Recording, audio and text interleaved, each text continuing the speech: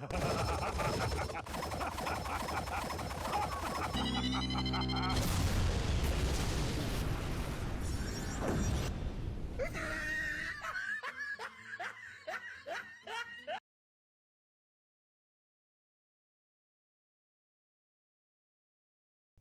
everyone, I'm Geek Freak and welcome to the video. Do you guys like watching videos on reviews on PlayStation 1 games? Do you guys like watching videos about different pantheons of gods, like the Norse gods, the Greek gods, the Egyptian gods, you know, that sort of thing? Do you guys like haunted or historical locations, like a location from a battlefield from history, or an haunted mansion that's very well known, or a haunted castle? Or maybe you're a fan of a certain show or series, and it can be absolutely anything. Maybe it's an old show like Buffy the Vampire Slayer, or it could be a cartoon series like My Little Pony, or maybe it's an anime series like Naruto, Bleach, One Piece, the Dragon Ball franchise. And somebody on YouTube was talking about these series, like how they affected their lives, the top 10s, reviews, what they love about the characters, like Dragon Ball Z. Dragon Ball Z has been talked to death, and there's still loads more things to talk about the Dragon Ball franchise. There are loads of things to talk about when it comes to making videos about a certain subject. Like, here's another example. Let's just say, for example, that there's a YouTuber out there that likes to talk about castles. Okay, let's just say, for example, that you've got a YouTube channel, and your channel is dedicated to castles. You know, the sort of castles like with kings and knights, you know, those sort of castles. Now, let's just say, for example, that this YouTube channel is dedicated to castles. And this guy on this channel will tell you all about castles. Like, castles with the best defense, castles that are still being used today, ruined castles, and he would give descriptions on who lived in these castles, what year they were made, castles that were supposedly haunted, and how castles are built, and maybe he would go to other countries' castles and take photos of them and do documentaries about these castles. Or maybe this YouTuber would design his own castle, and he would have this castle be the best castle for defense. So you guys have basically got the general idea. Now let's just say, for example, that this YouTuber did absolutely everything about castles. Like, he literally did absolutely everything that you need to know about castles that he knows. I mean, who knows, maybe this guy might have a complete history about castles, like when they were built, who lived in them, you know, all that sort of stuff. And I'm not talking about just like, oh, Western castles, but castles from all over the world. You know, Japan, China, Africa, you know, all those sort of places. Or maybe you're a YouTuber who talks about haunted locations. You know, castles, graveyards, catacombs, battlefields, murders, that sort of thing. Or maybe you're somebody who reviews PlayStation 1 games. Or maybe your channel is dedicated to a TV show like My Little Pony, or Naruto, or Bleach, or One Piece, or Dragon Ball Z. But here's the thing, what do you do when all those shows have stopped? What do you do when you've got nothing else to say about castles? What do you do when you reviewed every single PS1 game?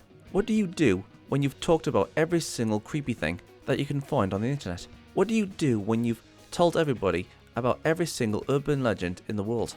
What do you do when you have absolutely nothing to say because you've literally said absolutely everything on the topic that your YouTube channel was made for? I mean, what do you do then?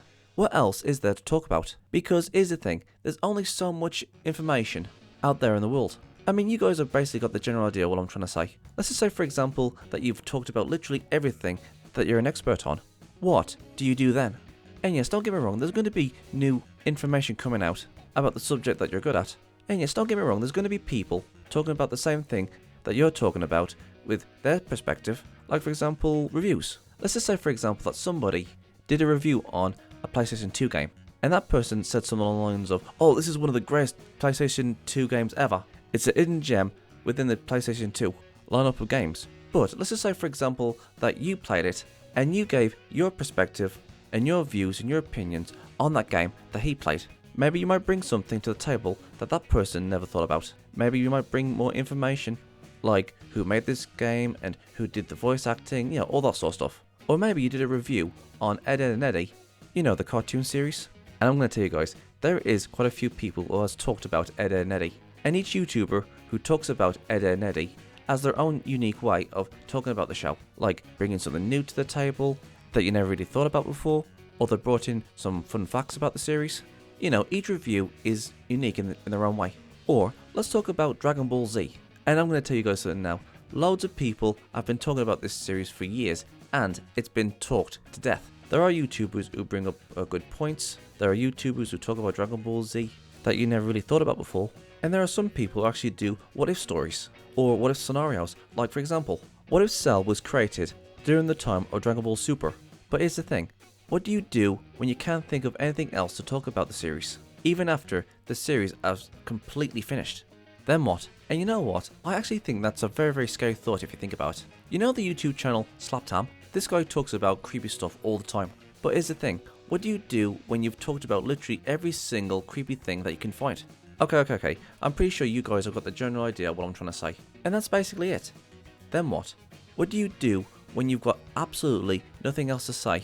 Because you've literally talked about literally everything that you know about the show, or a certain subject. You know, like castles, TV shows, and you know, all that sort of stuff. What do you do then?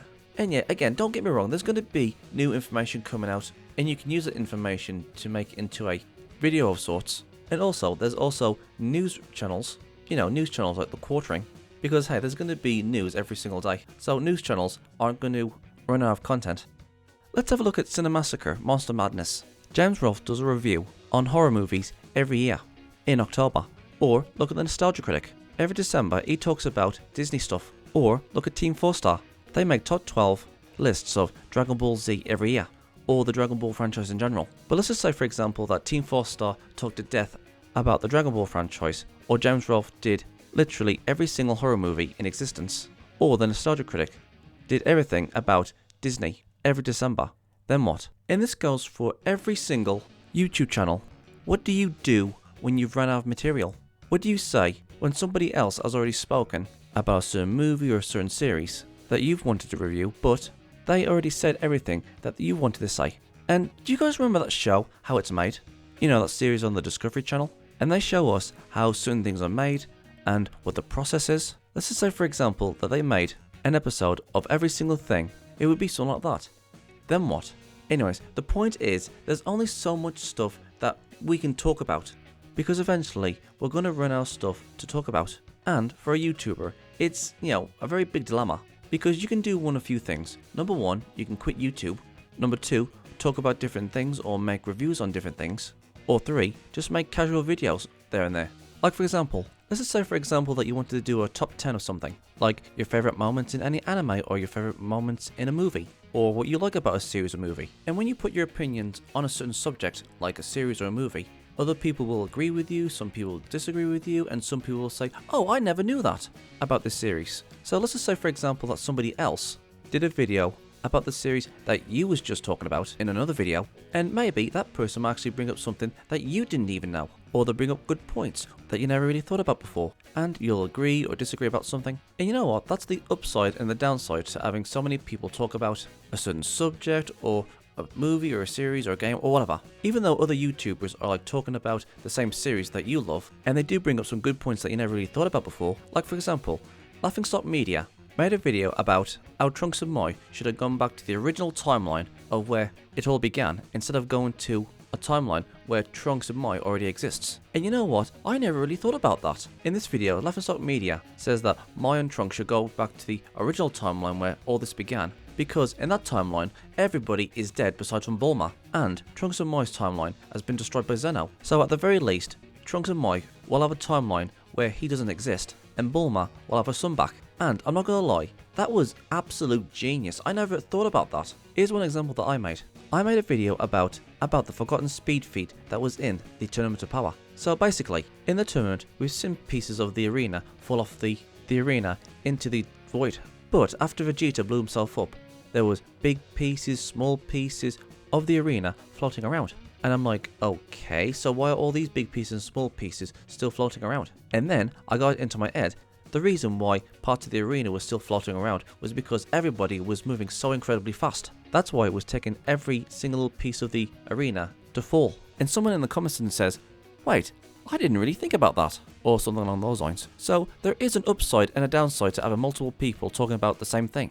One person will make a subject about something about the series, and other people will think, oh my god, I never really thought about that. And not just about series, but movies, games, etc, etc. So yeah, there is an upside and a downside. There's only so much information that you can talk about, but people will talk about something that you've never really thought about before. So what would you do when you've literally talked to death about the one subject that you're good at? Well, you can talk about all different sorts of stuff besides from the stuff that you're good at. You can talk about how to improve things. You can solve puzzles. I mean, there's all sorts of things on the internet that people are doing right now to solve things or trying to find things. I mean, do you guys remember that one time when 4chan faced off in a game with Shalalaboof? I think it was Capture the Flag or something? And there was loads of people on the internet trying to figure out where Shalalaboof put his flag. Now I know what some of you are thinking. You're thinking, okay, so why are you bringing this up? Well, some time ago, I made a video about if the internet came together and started working on trying to solve problems, like trying to solve mysteries or trying to solve crime cases, or trying to find better ways of living, trying to figure out what cures there are for diseases. Basically, what I'm saying is, if there's nothing else to talk about, the subjects that you're good at, and you still want to continue being a YouTuber, you can do one of two things. Number one, you can upload casual stuff, like you're playing a game, or recently, you got yourself a new model of something, or maybe funny animal videos. You know, that sort of stuff. But if you're really dedicated on trying to solve something, you can take the 4chan route and try and solve things. You know, like crime cases, trying to find cures for diseases, or trying to solve a problem. You know, that sort of stuff. Instead of talking about the stuff that we already know, why not try to solve things? Try and find better solutions, better ways of doing things. Try and discover something new. I said this before and I'll say this again. With the power of the internet, people can achieve absolutely anything because there are millions of people out there that are really smart. And if people work together, we as a human race can achieve absolutely anything. Or there's the third option, you find something else to talk about. Yeah, that's basically it. And yes, I know there's going to be like a few things that isn't going to run out for a while. Again, like news channels, reaction channels, animation channels where they make horror stories, and amongst other things, like fan-made animations. But eventually, we are going to run out of ideas. And that, in my opinion, is the worst dilemma for a YouTuber. Then what? So yeah, that's something depressing to think about. So what do you guys think? Am I right? Am I wrong? What will you do if your favourite YouTubers run out of things to talk about? Or to my fellow YouTubers, what will you guys do when you've run out of ideas to talk about a series, a movie, or so on and so on? Please let me know in the comment sections below and let's get a discussion going. I'm Geek Freak. Peace out. Thank you guys for watching. And if there's a series you want me to check out and review and give my thoughts on it, or if there's a top 10 list you want me to do, or any reactions, or responses, or rants on anything geeky, just leave links and comments in the comment sections below, and I'll get to them as soon as I can. Don't forget to like, subscribe, put the bell on, share this video, and leave a comment in the comment sections below. And as for my social medias, I'm literally freaking everywhere! I'm on most video platforms, social medias, forums, and support sites. It's best to pause the video and see where I am. Literally all this is down in the description box below. So if you want to go and check those out, please do. I'm Geek Freak. Peace out.